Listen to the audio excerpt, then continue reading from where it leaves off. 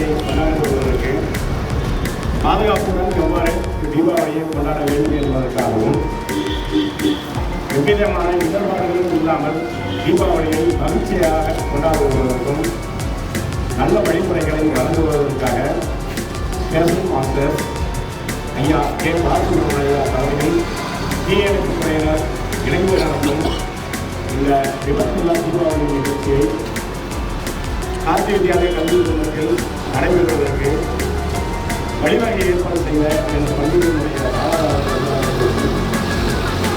இந்நிகழ்ச்சியை கண்டுகளிக்கக்கூடிய மாணவ மாணவி அவர்களுக்கும் இவ்விழாவினை தீர்வு தொடர்பாக வழிநடத்தி செல்லக்கூடிய அனைத்து உணர்வுகளுக்கும் வளர்க என வரவேற்கிறேன்.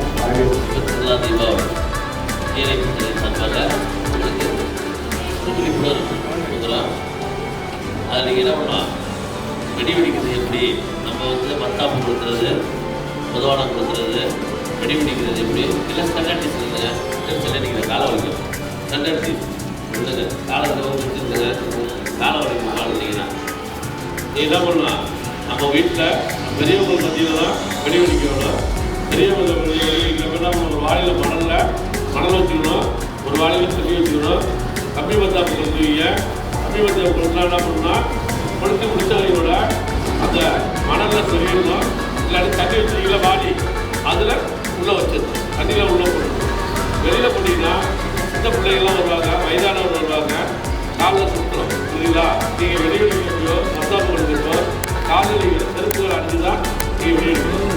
நீ வந்து பருத்தி ஆடைகள் அணிஞ்சு தான் என்ன பண்ணால் வெடி வெடிக்கணும். காரணம் என்ன, இதெல்லாம் பண்ணிங்கன்னா சட்டை ஒரு பாலிஸ்ட் துணியெல்லாம் பண்ணாடாவா ஃபயராகிடும், உடம்புல ஃபயராகிடுவோம். காலெலாம் பண்ணால் என்ன பண்ணுவோம், காலை வந்து பின்னாடி கட்டிக்கணும். புரியுதா? ஏன்னா நீங்கள் என்ன பண்ணுவீங்க, விளக்கு வச்சுருப்பீங்க, விளக்குலேருந்து வெடி கொடுத்துருவீங்க, விளக்குலேருந்து அந்த மத்தாப்பை கொடுத்துருவீங்க, சாட்டையை கொடுத்துருவீங்க. அந்த மாதிரிலாம் பண்ணக்கூடாது. ஏன்னா அது உங்களுக்கு ஃபயராகிப்படும். நீங்கள் எப்படின்னா ஒரு பக்கவாட்டில் இதாக இருக்குல்ல குச்சி, இது என்ன, இது என்ன தெரியுமா, பச்சி. நீங்கள் வந்து வெடி வெடிக்கிறது எப்படின்னா பக்கவாட்டில் வச்சு தான் இப்போ வெடி காட்டுவாங்க அவங்கள்ட்ட, பக்கவாட்டில் வச்சு தான் வெடி வெடிக்கணும்.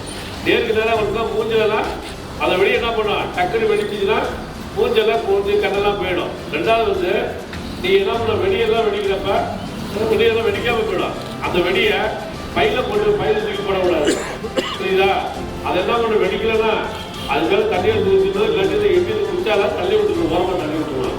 நீங்கள் என்ன பண்ணுவீங்க, தாயத்தை தூக்கி போட்டுருப்பீங்க, போட்டு எடுத்துகிட்டு போய் எல்லா வெடியும் சேமிப்பு போயிருந்துருக்கீங்க, தாயத்தை கூட வெடிச்சிடும். அதாவது அசைவில் என்ன பண்ணுவோம், ஓட்டுறது விடாம அது கொஞ்சமாக நெருப்பு இதாக கழிச்சு வெடிக்க ஆரம்பிச்சிடும். அதனால என்ன பண்ணுறீங்க, அந்த மாதிரி வேலையெல்லாம் எல்லாம் செய்யக்கூடாது.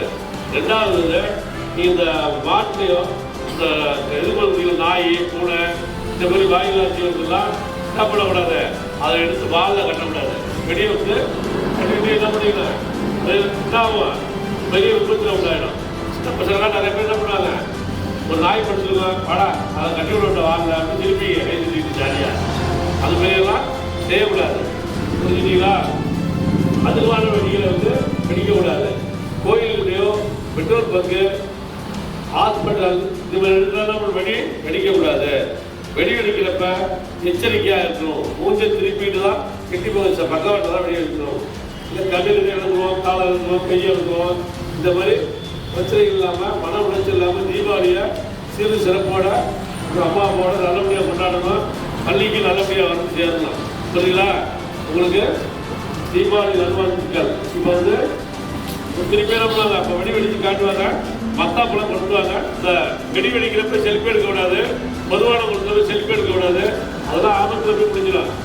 ஃபோனை வச்சியாதீங்க, ஃபோன் வச்சுக்குள்ளாவே உங்களுக்கு ஆபத்து தான். நீர்நிலையில் போய் இந்த லீவு நாள் கொண்டாட நீர்நிலைக்கு போகாதங்க. நிறைய பள்ளி மாணவர்கள் வந்து உயிரிழப்பு நிறைய ஏற்படுது. இது வரைக்கும் 37 பேர் பள்ளி மாணவர்கள் இறந்துருக்காங்க. காரணம் என்னன்னா, அவங்க தனிப்பட்ட முறையில் குளிக்க போகிறது, ஃப்ரெஷ்ஷி போட குளிக்க போகிறது, தடுப்பணையில் போய் குளிக்கிறது, இந்த மாதிரி குளிச்சு என்ன பண்ணுறாங்க, நீரில் சுழலில் மாட்டிக்கிறாங்க, இறந்து போயிடறாங்க. அதனால் வந்து யாரும் பெரியவர்களோட போங்க, வீட்டே குளிங்க, அதான் பெஸ்ட்டு. நீச்சல் கொடுத்து போய் நீச்சல் நல்லா கற்றுக்கிட்டு பெரியவங்களோட போய் நீச்சல் கற்றுக்கிட்டு நீச்சல் யாரும் வந்து தெரியணும். நீங்க எல்லாரும் நீச்சல் கற்றுக்கீங்க. பெரியவங்க இடத்துல தனிப்பட்ட முறையிலையோ நண்பர்களோடையோ யாரோடையும் எங்கேயுமே குளத்துக்கோ ஆற்றுக்கோ செல்லாதீங்க.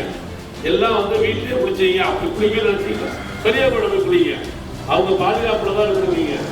நிறைய பேர் ஆற்றுல நிறைய பேர் இறந்துட்டு இருக்காங்க. அந்த மாதிரி செயல்பாடெல்லாம் இருக்கக்கூடாது.